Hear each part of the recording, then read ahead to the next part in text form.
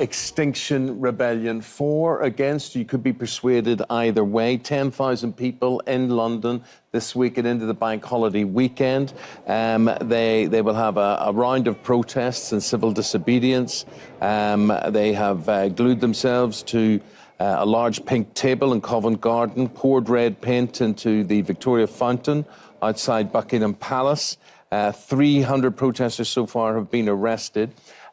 Two of them here have escaped arrest so far, and they are Charmian Kenner, who is 67, and Arnold Peace, who is 93. But they both say they're more than happy to go to jail for their beliefs. And we talked to Charmian and Arnold now, guys, because you are representing what seems to be a growing number of older people who want to get involved in this. Charmian, why do you? I got involved through my son and his family, and I think quite a lot of us have got involved through our younger generations. And my son and his partner realised a long time before me, I think, that we're in a very serious climate emergency, and the government isn't doing what they should. They should be divesting from fossil fuels. They should be legislating against fossil fuels. And instead, they're giving out more licenses for oil and gas extraction. So I am a really concerned citizen. I try to do the best for my local community. I'm the chair of the Residents Association. I'm a member of the Safer Neighbourhood panel that links the police with the local community. And I'm concerned about the wider world. You know, I've been campaigning on environmental issues for years, and I realise the government is not protecting us. The government is not protecting my granddaughters or children around the world. And as a citizen and as a grandparent, I have to step up, I have to act, and that's how I got involved. Okay. And Arnold, I hope you won't mind me telling people your age. You're 93 years old. You're also a grandfather and a great-grandfather, 7 grandchildren, 2 great-grandchildren. You're a retired teacher. Like right, Charmian, yes. Are your grandchildren the force behind what you're trying to achieve? I think so, yes. My 2 great-grandchildren were quite pleased when they saw me being carted away by the police last year. They quite enjoyed that. But yes, I think my family understand what I'm doing and why. And money is still being poured into investment into fresh fossil fuels, which is totally ridiculous because the scientists have told us that we only have less than a decade to stop to transfer from fossil fuel energy into clean, renewable energy. And why have the fossil fuel companies already have more than 5 times the amount that they could possibly use without blowing the climate completely? The scientists are telling them that. They're telling them they have to cut and phase down very quickly. Otherwise, the climate will go out, the temperature will go up and up, the climate will be out of control, and that would be curtains for most species of animals, plants, and humans. Well, Arnold, the thing is, Arnold, the thing is, governments know this as well, right? They know this. And what I'm trying to say, and I ask the viewers at home, I think initially a lot of people were quite shocked by Extinction Rebellion. They were inconvenienced by the protests as well. But now I think more and more people, especially after events of the past year, feel that we are on a tipping point in the world, Charmian, and that maybe we're drinking in the last chance saloon. There is this big conference in Glasgow, this UN climate conference at the end of October. Do you think we are drinking in the last chance saloon? We've gone beyond that, actually. The last chance saloon was almost some time ago.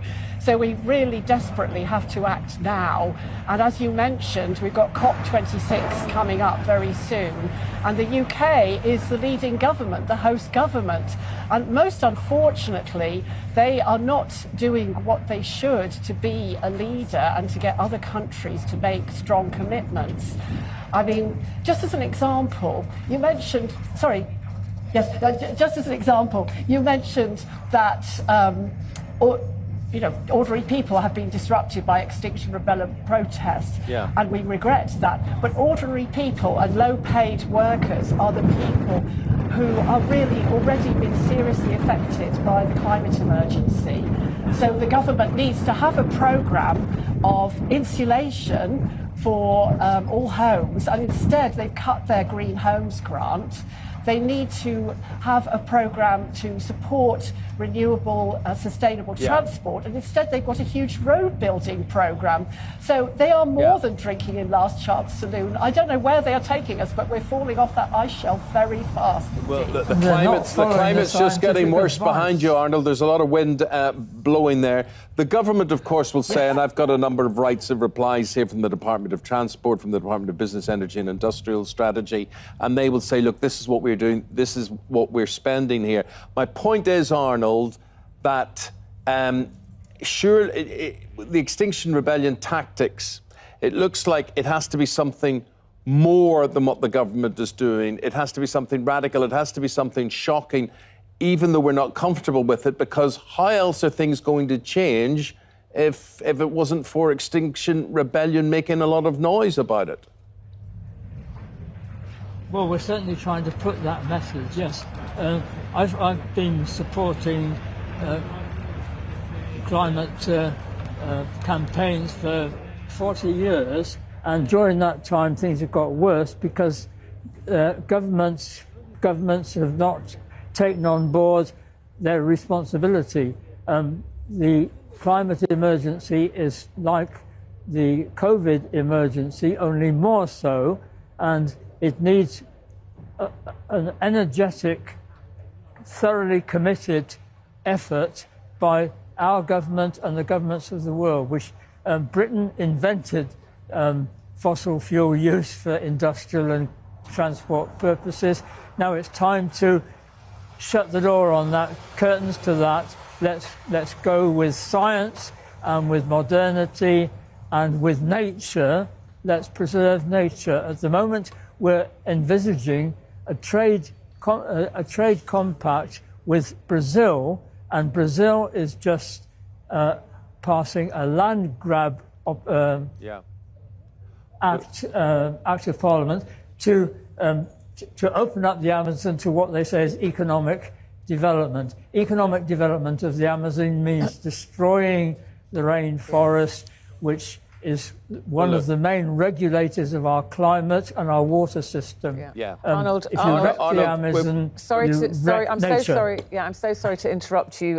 We're running out of time, sadly. It's been very interesting. They will say the world is running out of time. Yeah, it is. I hate to cut you off like that. Charmaine, thank you very much indeed. Arnold, thank you very much indeed. They're 67 years of age and 93 respectively. Charmaine is a grandmother of 2. She's a retired university lecturer. Arnold there is 93. He is a great-grandfather, and he is a retired teacher. Now, they're doing their bit. They're out and about there, doing their thing. If you're an older person, do you care as passionately as they do? Would you get involved?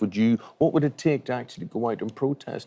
And instead, should we be thankful to Extinction Rebellion as opposed to, I think, a lot of people initially thinking this was a terrible inconvenience? But that's what they're doing. They're trying to save the world. And does it take their tactics? What do you think? Let us know throughout the programme this morning.